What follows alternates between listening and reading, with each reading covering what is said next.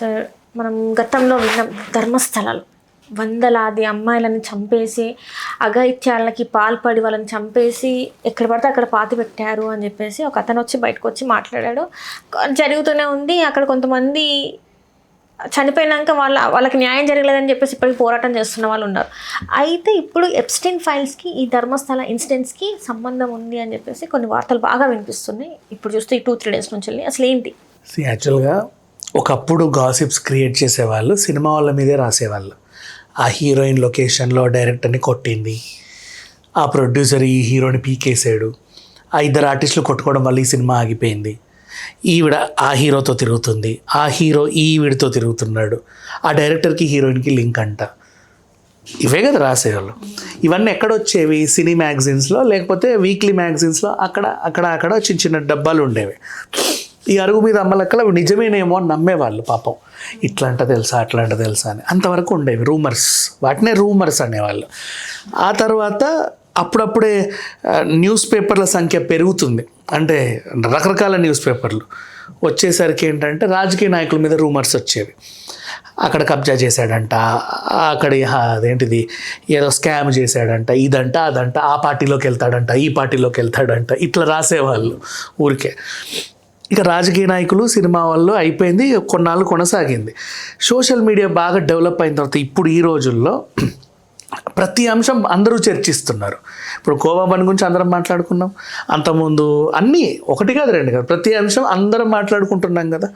ఇట్లా ప్రతి ఒకటి పోతే ఒకటి అంతకుముందు శివాజీ అనసూయ గురించో, దాని తర్వాత ఇంకోరి గురించో ఒక్కొక్క టాపిక్ వస్తున్న కొద్ది అందరూ మాట్లాడుతున్నారు. ఇలా అందరూ వాళ్ళ అభిప్రాయాలు చెప్పడం మొదలుపెట్టిన తర్వాత మరి ఇప్పుడు ఈ వార్తలే ఇంత డెవలప్ అయినప్పుడు రూమర్స్ క్రియేట్ చేసే వాళ్ళు ఇంకెంత డెవలప్ అవ్వాలి, ఇంకా ఉండాలి కదా. ఇప్పుడు ఈ రూమర్స్కి ఏంటి స్టఫ్ అప్పటికప్పుడు ట్రెండ్ అయ్యే అంశాలని తీసుకొని సేమ్ వాటికి రెలవెంట్ ఉన్న పాతవి కొత్తవి అన్నీ తీసుకొచ్చి ముడేస్తే ఒక కొత్త స్క్రిప్ట్ తయారవుతుంది.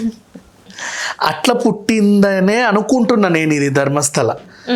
బికాజ్ అదర్వైజ్ అంటే ఎప్పుడు ఎలాంటి ప్రూఫ్లు లేవు. ఆ అంశం వచ్చినప్పుడు వీళ్ళ ప్రస్తావన రాలా, ఈ అంశం వచ్చినప్పుడు వాళ్ళ ప్రస్తావన రాలా, ఈ అంశం వచ్చినప్పుడు ఇందులో భారతీయ యువతి ఎవరో ఉన్నారంట అని కొంచెం అంతవరకు వచ్చింది, అంతే, ఎక్కువ రాలా. దీనికి తోడు ఏమైందంటే రీసెంట్లీ కేరళ స్టోరీది పార్ట్ 2కి సంబంధించినటువంటి ట్రైలర్ ఏదో రిలీజ్ అయింది ఇంకొంచెం బోల్డ్గా. దాని అంశం ఏంటి? హ్యూమన్ ట్రాఫికింగ్, అమ్మాయిల్ని ట్రాఫికింగ్ చేస్తున్న లవ్ జిహాద్. దానికి తోడు ఎన్నికల ముందు పవన్ కళ్యాణ్ గారు ఏం చెప్పారు? ఏపీలో 30 అమ్మాయిలు మిస్సింగ్ అని. కానీ అబద్ధం అని తేలిపోయింది కదా. అబద్ధమో నిజమో తేలిపోయిందని తెలుసు, నీకు తెలుసు, నాకు తెలుసు. ఒక 50% మంది ఇలా ఉంటే 50% మంది నిజమేనేమో అనుకునే వాళ్ళు ఉంటారుగా, నమ్మే వాళ్ళు ఉంటారు కదా. ఇట్లా ఇవన్నిటిని రూమర్ అనేవాడు ఎవడో మరి మంచి తెలివైన రూమరు జతపరిచాడు. ఎట్లుంటుందంటే స్టోరీ చదివితే నిజమేనేమో, అసలు ఇట్లాగే జరిగిందేమో అనిపిస్తుంది. ఇప్పుడు వర్జిన్ ఐలాండ్స్ ఎప్స్టీన్ థీమ్ ఏంటి?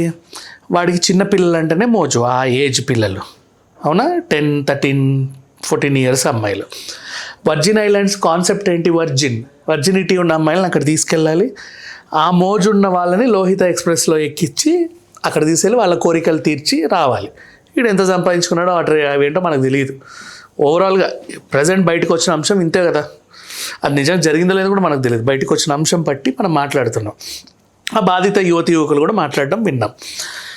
అయితే ఆ వర్జినిటీ కోల్పోయిన తర్వాత ఆ వర్జిన్కి అక్కడ వర్జిన్ ఐలాండ్స్లో స్థానం లేదు కదా, అంతేనా?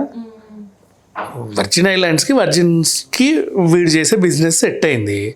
వర్జినిటీ కోల్పోయిన తర్వాత ఆ పిల్ల పరిస్థితి ఏంటి? చంపి సముద్రంలో పడేయలేడు, ఇంకెక్కడన్నా దేశాన్ని తరలించాడు. వాళ్ళు బయటకు వస్తే నిజాలు చెప్తారుగా. వాడంట ఎప్స్టీన్ ఈ ధర్మస్థల వాళ్ళతో ఒప్పందం పెట్టుకున్నాడంట అనేది వీళ్ళు పుట్టించినటువంటి న్యూస్. ఇప్పుడు ఇది ఎట్లుందంటే అక్కడ వర్జినిటీ కోల్పోయిన అమ్మాయిని తీసుకొచ్చి మళ్ళీ ధర్మస్థల వాళ్ళకి ఇచ్చేస్తే వీళ్ళ దాహార్దినంతా తీర్చుకొని, ఓకేనా, వీళ్ళు ఏం చేస్తున్నారు, తర్వాత చంపేసి పడేస్తున్నారు. ఇంకెవరికి ఏం చెప్పవద్దు వాళ్ళు, ఇంకా బయటికి చెప్పడానికి ఏం ఉండకుండా. ఎందుకంటే వాళ్ళు నీ దగ్గర పంపాక మీరంతా యూజ్ చేస్తే చంపేయాలనేది ఎప్స్టీన్ డిమాండ్. వాడు డబ్బులు ఇస్తున్నాడంట. అందుకు ఇలా చేస్తున్నారు. ఈ కార్యక్రమాన్ని అప్పచెప్పడానికి అక్కడ కాలువ దవ్వే ఒక వేరా ఇది పూడ్చు అని ఇచ్చారు.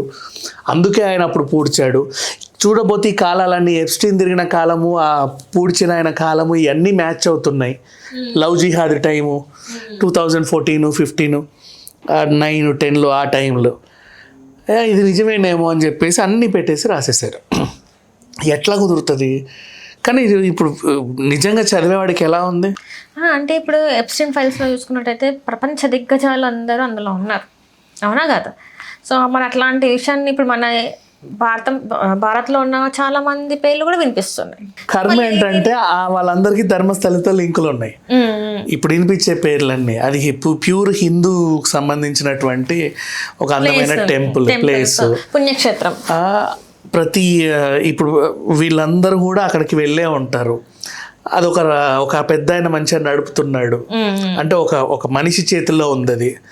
కాబట్టి వీళ్ళు ఇట్లాంటి రూమర్స్ అన్ని క్రియేట్ చేస్తారు. ఎప్స్టీన్ లాంటి మనిషి అంటే ఆయన కూడా అట్లా వార్తలు రాస్తున్నారు. ఎందుకంటే చాలా వరకు చూసుకుంటే పిల్లలు ఎక్కువ చూసుకుంటే టీన్స్ని, అప్పుడు అతను ఎవరు పారిశుద్ధ కార్మికులు ఎవరైతే ఉన్నారో అతను చెప్పింది ఏంటంటే చిన్న చిన్న పిల్లల్ని, స్కూల్కి వెళ్ళే పిల్లల్ని చూశానని చెప్పి అతను చెప్పాడు కరెక్టే. ఇప్పుడు అబద్ధం అని తనే చెప్పాడుగా మళ్ళీ. అండ్ అతను చెప్పినప్పుడు ప్రూఫ్స్ ఏం లేవు కదా. అతను ఒక కెమికల్ తెచ్చాడు అంతే. తర్వాత ఎక్కడ ఏం వెళ్ళలేదు. ఓ దగ్గర ఏదో వెళ్తే అది కూడా ఒక పురుషుడిదని తేలింది. ఆ నేత్రావతి నది పొంగినప్పుడు ఎప్పుడో ఎక్కడి నుంచో శవాలు కొట్టుకొస్తాయి కదా, మా అక్కడో ఇక్కడ కలిసి ఉంటుంది. దాన్ని ఏం అనలేము మనం. సౌజన్య ఇష్యూ ఏమైంది? సౌజన్యది కూడా ఆ అమ్మాయిది college student, inter first year అమ్మాయి. ఆ అమ్మాయిని కూడా చంపేసి అలా చేయడం, మరి ఇంతవరకు అసలు అది ఎవరు చేశారు అది కూడా తెలియదు. అంటే ప్రతి రాష్ట్రంలో ఒకటో రెండో మిస్టరీలు ఉంటాయి. అలా అని జరిగిన ప్రతి మిస్టరీని హైలైట్ అయ్యే అంశానికి జత చేయడం తప్పు. అంటే ఆయన చేసి మరి అది ఎంతవరకు నిజమో కాదు తెలియదు, కానీ ఎప్స్టీన్కి ధర్మస్థలకి అయితే లింక్ లేదనేది నా ఫీలింగ్. కాకపోతే దీనికి మళ్ళీ బలంగా ఏం చెప్తున్నారంటే అందుకే ఇతను లోహిత అనే పేరు పెట్టాడు. ఎప్స్టీన్కి లోహిత అనే పేరుకి సంబంధం ఏంటి? లోహిత అనే పేరు ధర్మస్థలతో ఆయనకు లింక్ ఉంది కాబట్టి తెలుగు అంటే లైక్ ఒక హిందూ ఇండియన్ సంబంధించినటువంటి పేరు పెట్టాడు. ఆ లోహిత ఎక్స్ప్రెస్ కూడా మధురై ఎయిర్పోర్ట్లో కొంతమంది చూసిన వాళ్ళు ఉన్నారు. పిచ్చి పిచ్చి రాతలు ఇవన్నీ కూడా. బట్ నో నీడ్ టు, అంటే ఇప్పుడు మనం కూడా ఎందుకు మాట్లాడుకుంటున్నాం అంటే అట్లీస్ట్ విన్నవాళ్ళు, నిజమే అనుకునే వాళ్ళు స్కిప్ చేయండి బెటర్ అని చెప్పేసి. అంటే ఇంకా ముందుకు తీసుకెళ్ళే అంశాలు కాదు మా ఇవి. నువ్వు ఆలోచించిన కొద్దీ నీ కొత్త కొత్త ఆలోచనలు వస్తూనే ఉంటాయి, కొత్త కొత్త లింకులు దొరుకుతూనే ఉంటాయి. కానీ ప్రజెంట్ ఉన్న సమాజానికి మనము ఇవ్వాల్సిన మెసేజ్ అయితే కాదు ఈ టాపిక్. నా ఫీలింగ్ అది.